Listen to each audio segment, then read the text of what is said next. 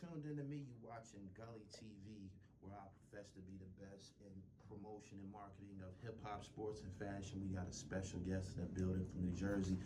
Introduce yourself. We got Bawldini 6.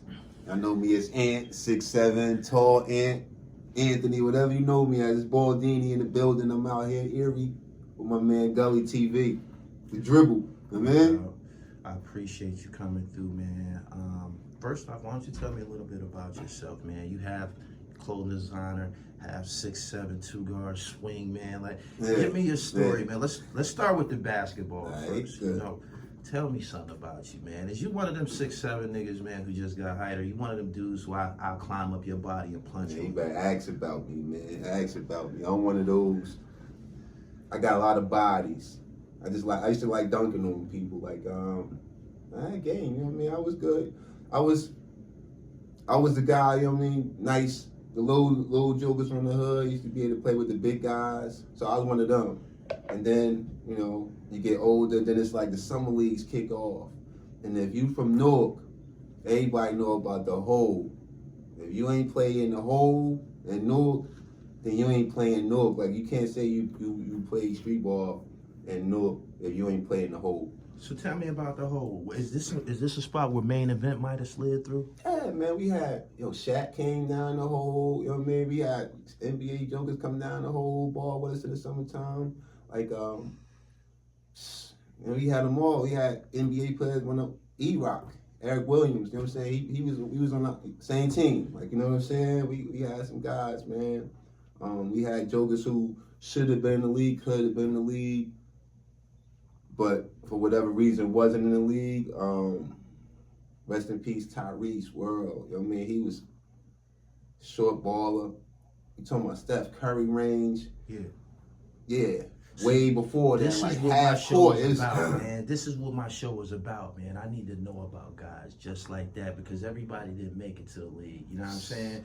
Everybody had different paths that they had to travel, man, to get their basketball gratification and shit. So you ended up in the University of Hartford? Yeah, so first I went to New Haven. Like, I wasn't even going to go to, I wasn't planning on going to college and playing ball. Okay. We used to play, like, in the hood, like, Tuesday nights, Thursday nights, so everybody get together. Either we at the Y, we at the Boys Club, we might be at Miller Street School, we might be at Spencer Rec. And somebody will open up the rec, and we go in there and just ball out. So one night we was in the Boys Club, and this one of them nice hours, you know what I mean? You might have thought Jordan was out there, Kobe, KD, so I was just kept dunking on this one dude. I kept dunking on him. And so, I'm talking about hard too, like, you hit it, bam! Right. So at the end of the game, he was just like, yo, where you go to school at? So I told him, I'm in high school, senior. He said, you going to college? I said, well, nah, I'm going to a trade school, technical school. So dude said, I can't remember his name, and I'm mad I can't remember his name because I want to give him a shout out. Right. But he was like, well, listen to this. If I can get you a full ride to a college, would you consider? So I said, yeah, like, you know what I mean? Pops, we had this agreement. If I got a scholarship to college, I'd get a brand new car. So at 17, 18, that's all you thinking. That's all I'm thinking. I'm like, yeah, I bet. Gave him my telephone number, went home. This was back in the days when beepers, this was before cell phones really, you know what I'm saying? Everybody had cell phones. I gets home, and before I left the house, because back then, if somebody called you, you had to be in the house. If you wasn't in the house, you missed that call. Missed the call. I was on my way walking out the door, just got the shower, getting ready to go back outside, phone rang. Ed Butler, that was his name, Ed Butler. Shout out to Ed Butler, appreciate you, homie. And so he was like, I got something for you. University of New Haven, they want to check you out. Can you get up there next week? I said, yeah.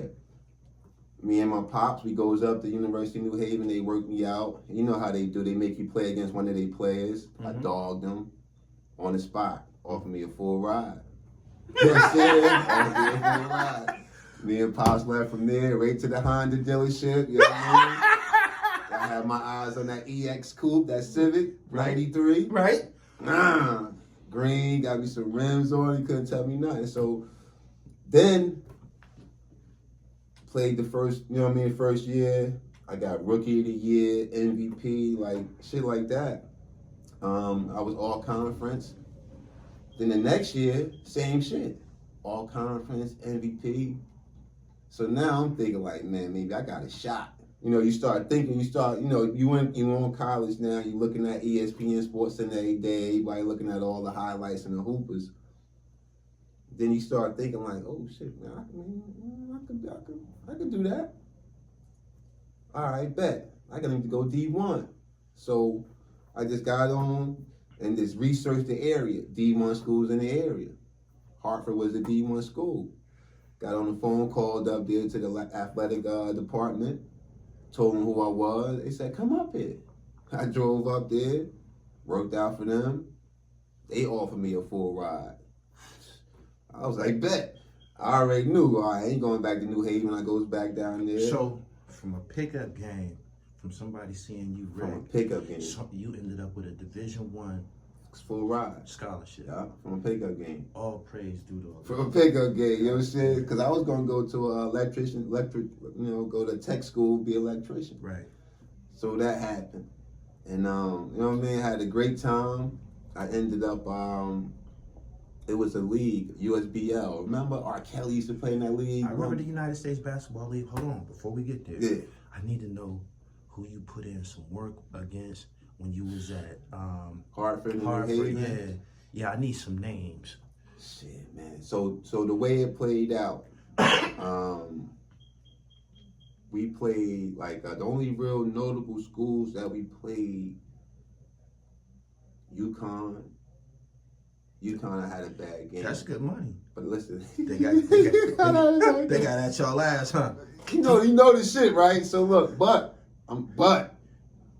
first half, because I was on academic probation. That was my senior year. So the first 6 games I missed it. My first game back was UConn, Rip Hamilton and them. The year they won the chip, Elamine, Rip. First half, I'm excited. Family up, jokers from the hood up, you know what I'm saying? So you look up, and this is my first time ever looking at 30, 40, however many thousand it was. Yeah. It was way more than that 500, 800 that we were used to seeing that, so I walk in there, I'm like, oh shit, man, this shit, man. I'm looking around, we got Walt Clyde Frazier at half court with the mic before the game while we warming up. I'm in the layup line, but I'm looking at these dudes. I'm way out. I ain't focused. Was it a lot to take in? Keep it real. It was too much. It's D1 and then It was D1 yeah, elite. exactly. D1 elite. So that was Okay. D1 elite. Like, you know what I'm saying? Going to Maine and Vermont and Delaware and Drexel, that was one thing. That was like, it felt almost like still I was in D2. Like, you know what I'm saying? But then when we played UConn, I walked in downtown Hartford Civic Center. The bus goes into the Civic Center. Like, so when you get off the bus, you inside the spot. Go to your locker room, and the whole time it's like, yo, like, I was fucked up. I ain't even front. Game start. I was just too hyped, got 2 quick fouls. Sit down. I'm sitting on the bench and shit. I'm looking at my friends, my peoples from the hood, my family. I'm like, damn, I'm fucking up. Second half come, I'm like, all right, we getting boogie, go. Like, you know what I'm saying? So second half come, I started doing me. I finished the game with 21 points. I ain't had no points in the first half. Check the books. Check the book. Check the You know what I'm books. saying? It's there, like, you know what I mean? And so, during the off season, I hung out with a lot of the NBA guys. Were they the eventual national championship? That year, yeah, That year? that year. So, what was it like playing against national champion caliber competition? Were they more muscular? Did they jump higher? Were they more aggressive? Were they cocky? Nah. It was, you know what it was? It was more structured. It was more structured. Better right? coaching? It was coaching, and so all right. It is a difference in size, right? Right. Because a guy my height, and this was part of my problem. Like, I understand what the problem was. So, like KD now, you got Greek Freak now, when you got these tall guys that they letting them handle the rock, they letting them play outside. In my situation in Hartford, I would start at the 3, but I spent most of my time at the 4. You dig what I'm saying? How much did you weigh? Yo, $195, 200 at my best, 205 at my So when heaviest. you go to the 4, they giving you hell. It's difficult for me. Like offensively, I'm a monster at the 4 because the big guy's too slow, and then they put a smaller guy on me, he too little. Right. So you know what I'm saying? Offensively, I was a problem, but on defense now they're banging. Now I'm picking up fouls. It's getting me out the game. Like you know what I'm saying? But if I had went to a UConn, I could have did 2-3 and played my natural position, played my natural game. I was a wingman, I was a slasher, a jumper. You know what I'm saying? I could shoot, but you wanted me feeling your wing, like, you know what I'm saying? Because I was going to make it happen for you. You was going to be proud when you dish that thing off and I come through and you look up like, you go get that thing. Damn. You go get that thing. Yeah. I put it up there for you to go get it. Yeah, I used to go get it. You know what I mean? All right. So, aside from you, notable players at the University of Hartford with who? Ben Baker. Ben Baker. He was the big dog. He still is the big dog. Did you get a chance to meet him? Yeah, man. Baker. That's my dude, Baker. Come pick so that's how I met all the NBA players through Ben Baker. Okay. Because in the off season, like Ray Allen, Marcus Camby, and so when Ray came, his whole UConn squad came with him. The UMass Jokers, you know what I'm saying? So we would get together and we all hoop So in the when off season. y'all encountered UMass, this is who, like Lou Rowe and all these guys? Yeah, Mark Camby and them, Marcus but I Camby. didn't meet Lou Rowe. And we didn't play UMass in a game. Yeah. This was, we all get together and we go to the Playing the gym street. and hoop up. Okay. So And you we hoop up. decorated. You NBA decorated. Yeah. And I was getting wrecked. I was getting busy. You know what I'm saying? I was getting busy. My nickname was Real. You know what I mean? Like it was a full-blown fact that I was gone. I ain't take it serious. And this is where my maturity came in. Because I knew the reason why it's politics in it, but the reason why I wasn't an NBA player is because I ain't work out. I was the guy that, even in the summertime, I go back to the summer league, like I mentioned, the whole. I never played hard. It was just fun to be out there. Everybody out there, all the crowd out there. I think the internet shared the secret or spread the word about basketball science, because me, just like you, we didn't practice. I didn't. I practiced at practice. Yeah, but after that, it was it. That was it. You know what I'm saying? Like, you could just show up and just get busy. But once you seen on the internet, people were actually doing drills and lifting weights. This will make you better. This would make you better. I didn't know it. Yeah. You know what I'm saying? So some of us missed the educational aspect of it. So if I had just been more serious about working out, because the as far as the skill, that was just already there. I was 5'8" until my sophomore year of high school. Down to Miami for the summer. I came back my junior year, I was 6'2". Dig? So I went from 2 guard to center, power forward in high school over the summer. You know what I'm saying? But the game was the same. Right. And that's when it all came together for me, because now you add he could dribble, he could shoot. He wasn't quicker than me. It wasn't to me that was more quick, like I could move, athletic. And then you add that with the height, that shit just, you know what I'm saying? Right. And if I had taken that serious, different. You see how you said in high school you was 6'2" and you ended up playing forward and center because you was 6'2" in high school. Now, they taking the 6'7" guy and letting him shoot threes, letting him play his game. Dribble, go ahead, teach him how to dribble. And that's amazing. They creating these weapons and shit. Like, look at KD, look at Luka, look at these guys. It actually makes it harder to get into the league. Why would somebody draft a 6-foot point guard, a 6'2" point guard, when you can get one 6'5", when you can get a Ben Simmons? Yeah, it's hard. Like if you look at the trend in the league, they getting rid of all them guys. You see how dirty they did Isaiah Thomas. Yeah, little Isaiah. Yeah. You know what I mean? Like, he was about to get a max. Nice, could shoot, could ball. Little injury, they like, okay. Get him out of here. Yep.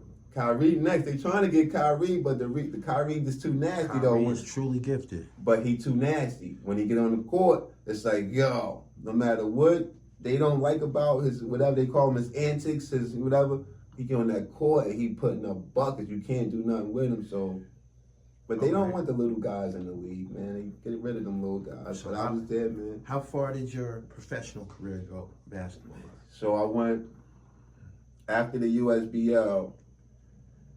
That's when, hold up, it was Rewind because you did a show. You did a show on Booger. Okay. I spoke about Booger. I spoke about Charles Jones.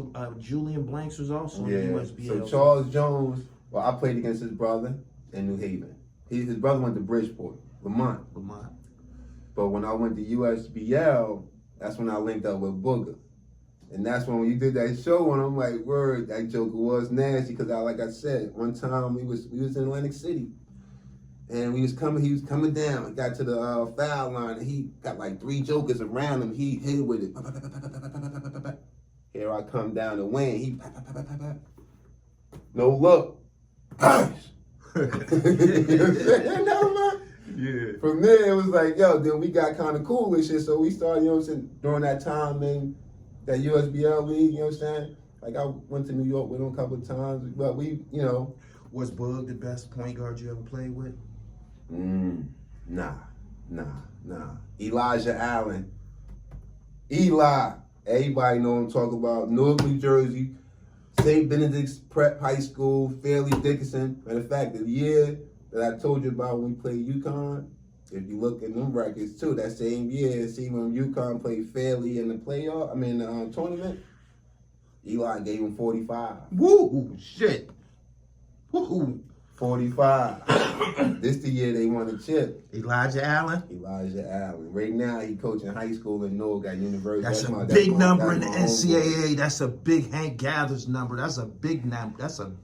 When you seen him, you seen Kenny Anderson. Left hand, hard, aggressive, high dribble, power dribble. And if you wasn't on him at half court, it was up. Turn back, go down, take it out the net, go back down. That was the best point guard. You know what I mean? Did the USBL open up other doors professionally? Man, nah, actually that fucked me up. Because I didn't know much about the USBL.